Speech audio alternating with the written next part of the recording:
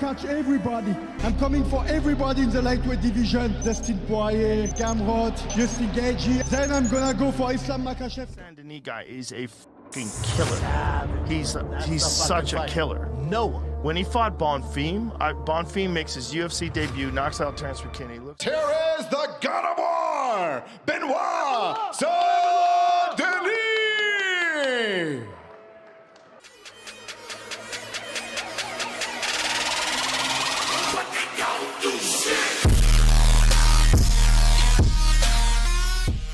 Salut la team, j'espère que vous allez bien. Aujourd'hui dans cette vidéo, nous allons analyser la préparation physique, ce qu'il a fait au niveau sportif de Benoit Saint-Denis BSD, qui combat contre Monsieur Poirier, le top 3 de l'UFC dans peu de temps. Son nom est en vogue, il est ultra violent dans ses KO, on vous met quelques highlights qui passent un petit peu. Il est en lice pour se battre contre le numéro 3 de la catégorie. C'est la catégorie la plus intense, en plus la plus difficile de l'UFC. Donc franchement, c'est super stylé. Donc on va analyser un petit peu ce qu'il fait en préparation physique. Pourquoi ?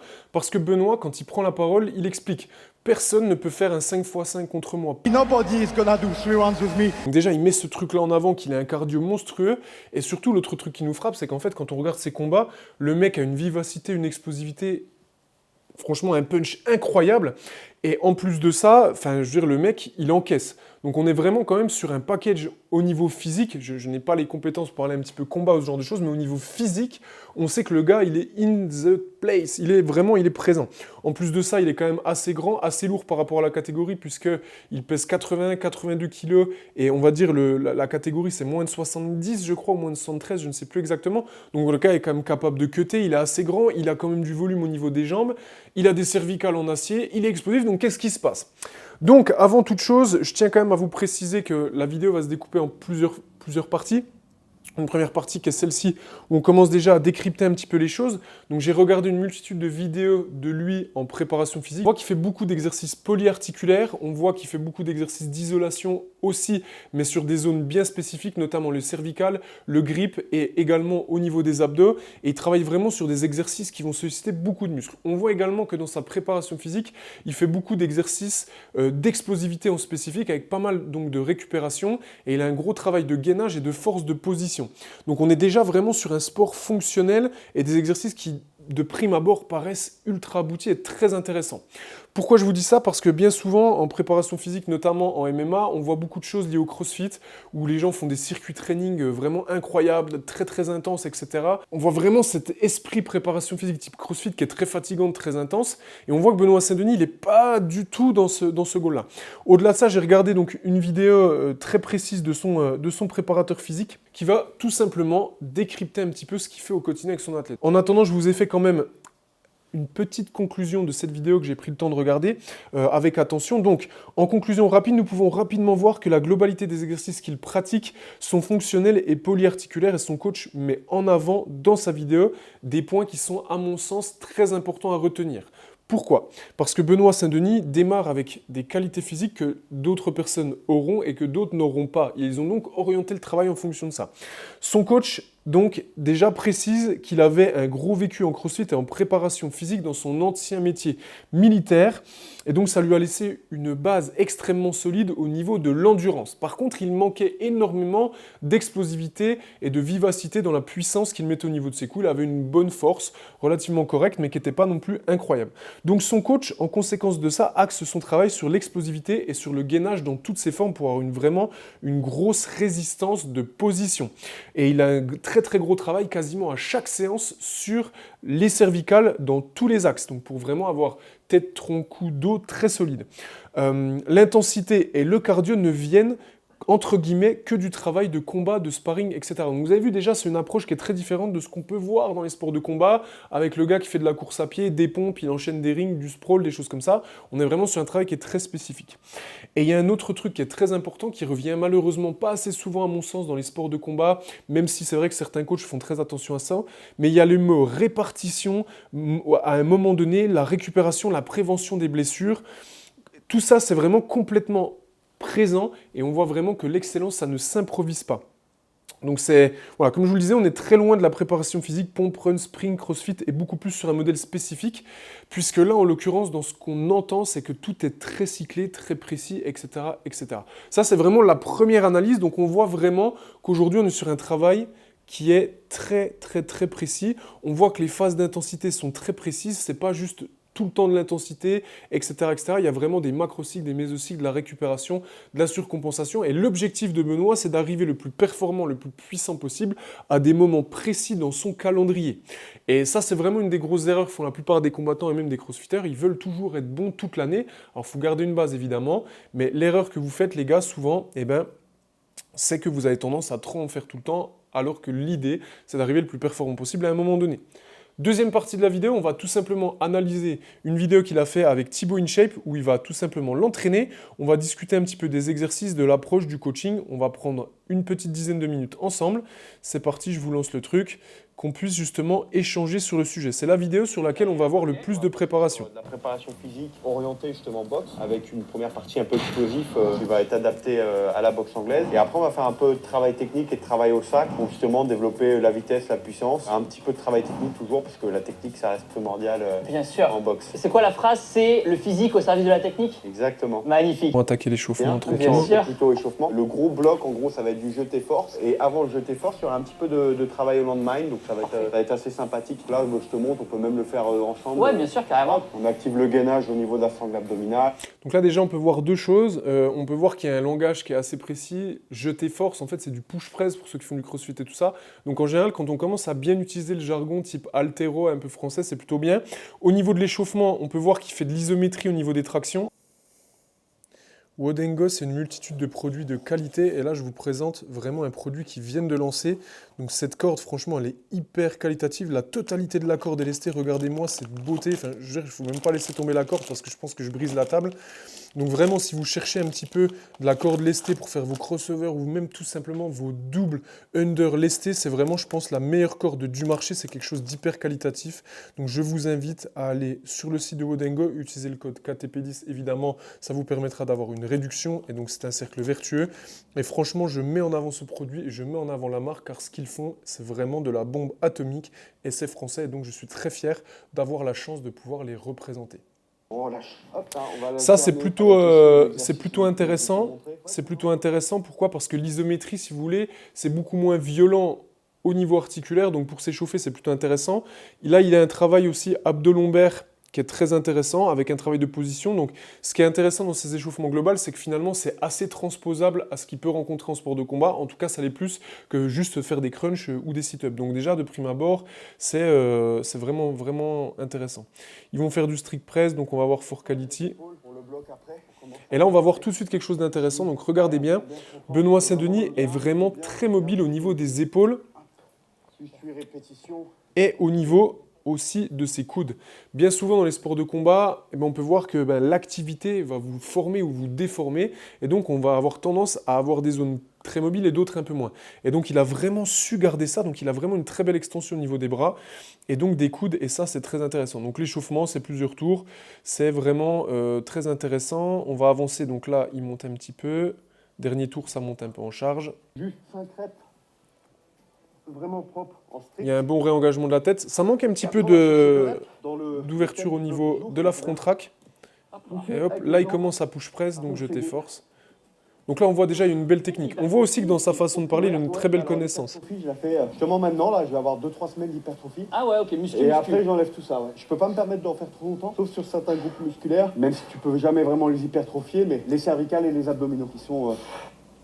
Donc là, vous avez vu, c'est très important. Déjà, on voit qu'il a de très bonnes connaissances. C'est pas forcément l'adage de toutes les personnes qui sont dans leur sport. Hein. Vous êtes expert en combat, c'est normal que vous ne connaissiez pas et forcément énormément de choses en préparation physique, mais lui, on voit qu'il a des connaissances.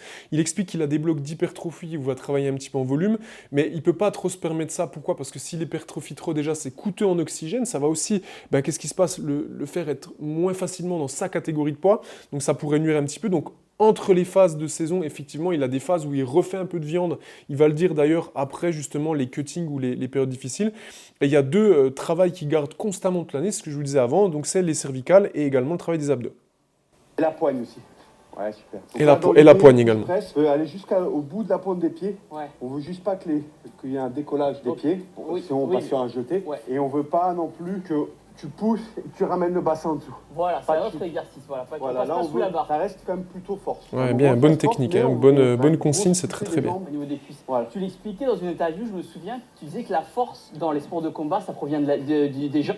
Que ça parce qu'il y aura 10 kilos. Mais on mettra plus de jus. Quand le but c'est juste que tu aies le mouvement, oublie pas les hanches, va sur les appuis comme quand tu es en boxe. Et en fait ton but c'est comme si tu viens de faire une esquive et bam, tu revois le point. Donc là, on a vu qu'après l'échauffement, il va faire un deuxième mouvement qui est très dynamique, on va dire un deuxième échauffement qui est un peu plus spécifique.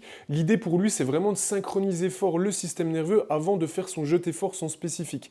Et donc ça, c'est quelque chose de très intéressant. Et on voit que vraiment la personne qui lui a programmé ça, c'est très judicieux. Et en plus de ça, il va le mettre dans un axe qui est un peu différent du jeté force pour avoir justement un travail de verticalité, enfin vraiment un travail face qu'on va retrouver un peu plus dans les sports de combat. Donc je trouve ça vraiment au plus juste.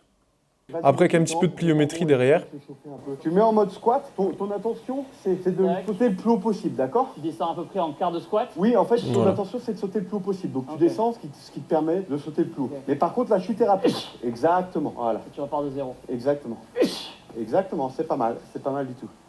Là, t'as oublié la pointe des pieds. L'entraînement, ils font entre 50 minutes et 1 heure. Écoutez bien, c'est très important, Plus ça va être long, plus ça intense, plus ça va être Ouais, quand c'est très nerveux, c'est plus court. long. Ouais, exactement. Ok. Et après le tournage avec Benoît, on va se faire un petit World of Tank. On aura bien mérité ça. Regardez, bien explosif le gars. Hein. On voit qu'il met de l'intention. Ok. On va Ça pouvoir- aussi, c'est un critère qui est très important. On voit que dans la réalisation de ces mouvements, il met vraiment le plus d'explosivité possible. Donc ça, faites-le si vous avez un objectif vraiment d'explosivité, l'intention, l'objectif de mettre de la vitesse, même si vous avez l'impression que la charge est lourde, que vous êtes lent, etc. C'est vraiment intention, elle est primordiale puisque votre système nerveux va justement se débrider et c'est vraiment le truc on est bon ultime à là-dessus. faire. Le fameux jeté. Tu fais du crossfit un petit peu ou Écoutez c'est bien genre- ça J'en ai aussi. fait 6 mois. En 2016, quand j'étais à l'armée. Ok. Voilà, dans les forces spéciales, on en faisait. En soi, la prépa physique, c'est une sorte de crossfit quelque part. Ouais, C'est ouais. pas les mêmes mouvements. et Oui, pas les mais mêmes c'est méthodes. vraiment du crossfit parce que tu faisais tu sais, les watts, des trucs comme ça. Ouais, bien sûr. Mais en soi, le crossfit te donne quasiment tous les outils de prépa physique. Mais par exemple, en crossfit, il n'y a pas de pilométrie. Tu vois, les sauts, là, ce qu'on a fait, etc. Ok. Ça, c'est du travail spécifique à la prépa physique, physique, exactement. Il y a des ouais. choses qu'il n'y a pas, mais le crossfit donne quand même pas mal d'outils. Ça a bien en vrai. décaissé, ouais. Ouais, exactement. Vous avez vu, c'est très intéressant. Donc, il parle du CrossFit sur la partie PPG. Il dit que ça donne énormément d'outils. Et il a raison. Il y a des outils que ça ne donne pas. Le CrossFit est très intéressant pour avoir une base, une polyvalence, une résistance, être capable d'avoir des efforts répétés importants, garder une certaine forme de mobilité, de coordination. C'est génial. Par contre, sur le travail spécifique d'explosivité et notamment de pliométrie, donc avec un transfert excentrique, concentrique assez rapide, ou concentrique, excentrique, ça dépend, eh ben c'est vrai que c'est quelque chose qui n'est pas souvent présent. Donc là, lui, il va être un peu moins là-dessus et beaucoup plus sur ce travail spécifique, alors que quand on voit vraiment dans les autres centres de préparation physique de combattants, on est vraiment sur des modèles où on essaie de reproduire l'entraînement, si vous voulez, ce que vous avez retrouvé lors du combat, donc 5 minutes assez intenses avec plein de mouvements qui coûtent énormément d'énergie, donc c'est une très bonne forme de préparation physique, mais qui n'est pas du tout celle que Benoît utilise. D'ailleurs, son préparateur physique le dit dans la vidéo, ils font quasiment que du travail spécifique d'explosivité, et Benoît est devenu justement très très explosif, alors que ce n'était pas son adage de base. Et l'endurance, il la garde sur son activité uniquement. Là, on voit que ses push press sont très très beaux, une belle extension, ça pousse vite, Là, le nerveux, là, il est bien actif. c'est solide. Le nerveux est bien activé avec ce qu'ils ont fait avant. Vraiment, le boulimie, ça m'arrive très très rarement. En général, jusqu'à 83, on va dire. Là, il parle de son Ok, poids. ça marche. 82 kilos, Mais- tu vas rester en. Quand tu es hors saison, tu montes à 82 kilos. Et quand tu es en combat, 82 jusqu'à 85, on va dire. Ok. Mais 85, c'est rare. C'est quand je fais vraiment le boulimie, ça m'arrive très très rarement. En général, jusqu'à 83, on va dire. Ok. Et après, pendant le camp d'entraînement, je descends à 81, 80 en fin de camp. Et après, je fais le cutting pour atteindre les 71 kilos. 71, ouais, il perd 10 kilos quoi. 10 kilos, Que 9-10 kilos. Que je reprends en 36 heures pour Incroyable. le coup. Ouais. Le corps, comment il réagit à ce moment-là? Bah, c'est bien, mais le surlendemain, enfin la semaine d'après, on va voir jusqu'à combien il monte. Thibaut, il a du mal, hein. Pour quelqu'un qui a fait du crossfit, l'ouverture d'épaule, c'est pas ça. super. Front track non plus. Après, il a refait la boxe, il a arrêté le crossfit, donc il a peut-être perdu un peu. Mais... J'ai mais senti ça mes passait. genoux. Donc déjà 80 kg en push press, série 3, c'est bien. Hein. Ouais, j'ai encore un peu de marche. Super, tu vois, là tu l'as. Qu'est-ce qu'il va nous faire Thibaut? Super. À la bataille. Eh bien, monsieur Shape. Allez, fort. Monsieur Thibaut. Oh, c'est dur. Ouais. Ok, pas mal. On a fait une belle max. Ok. On voit que là, il est sur son 3RM, c'est pas mal. On va voir la dernière série de Allez, Benoît. 85 kilos. En fait, c'est séance bodybuilding. Ouais, c'est ça. Allez, on regarde. Allez, Benoît. On va voir ça. Ouais, front rack. Bon, c'est quand même correct, hein. Il y a quand même une belle position, hein. Il manque un peu de finition sur les triceps, mais la poussée est très très bien. Et n'oubliez pas, hein, c'est pas son sport, hein, c'est pas un spécialiste de ça, quoi. Donc on voit vraiment que niveau physique, on est quand même sur quelque chose d'intéressant. Donc voilà, il y a plusieurs choses aussi. Il y a un petit truc que vous n'avez pas vu dans la vidéo. Il parle un petit peu de la proportion de la préparation physique dans son quotidien. Ça, c'est très important. Et on voit aussi que là, la proportion, elle est vraiment très très bien. Il y a beaucoup de personnes qui font justement du combat, et bien qui se trompent un petit peu. Et donc qu'est-ce qui se passe? Quand je dis se trompent, alors évidemment, c'est à nuancer, ça dépend de votre profil. Mais quand je dis que ces personnes-là se trompent, c'est qu'elles vont avoir tendance à faire peut-être trop de physique ou pas assez. Lui, il dit clairement que toute l'année, la préparation physique, le physique, c'est entre 30 et 35% de son quotidien. C'est-à-dire que s'il fait 10 séances, il en a 3 de préparation physique et 7 de combat. Voilà. En gros, c'est un peu réparti comme ça. Il y a des phases où il accentue un peu, ça peut être 35%, et plus on va se rapprocher du combat, plus ça va diminuer un petit peu. À la fin, il est à seulement 15% de préparation physique. D'accord? Donc lui, l'idée, c'est pas de faire du visuel, c'est pas de faire ces choses-là, c'est vraiment de travailler ce dont il a besoin à des moments spécifiques pour arriver le plus performant possible le jour J. En conclusion, les amis, je pense qu'il a une préparation physique qui est juste incroyable, qui est atypique, mais pas tant atypique que ça, qui est surtout adapté à ses besoins. Travail d'explosivité, travail de puissance, travail millimétré, travail cyclé. Et c'est vrai qu'on a tendance à oublier un petit peu ces choses-là. Et souvent, dans les sports de combat, je me le répète, c'est que le coach de combat va aussi avoir l'intention de préparer les gens physiquement. Donc, on va être vraiment sur le travail d'endurance, des pompes, des burpees, ce genre de choses. Mais ce ne sont pas des préparateurs physiques et ils ne travaillent pas l'explosivité de façon spécifique. Donc, à mon sens, en plus d'être le GOAT en combat en ce moment, en technique, en suivi, il a aussi mis toutes les armes de son côté à plusieurs niveaux, ses connaissances, vraiment l'intention qu'il a de faire ses séances de la meilleure façon possible, et la préparation de ses séances sont ultra spécifiques à lui, donc moi je lui mettrais vraiment un 19 sur 20, c'est du top, top, et on ne peut pas dire ça de tous les combattants. Donc vraiment, la préparation physique de Benoît Saint-Denis, elle est juste incroyable, c'est vraiment très bien. On verra si quand il se bat contre le troisième de la catégorie, ça porte ses fruits. En attendant, vraiment gros travail, donc mettez un pouce, un petit commentaire si vous avez un autre avis, n'hésitez pas, on est là pour échanger sur tout ça, et puis gardez la paix.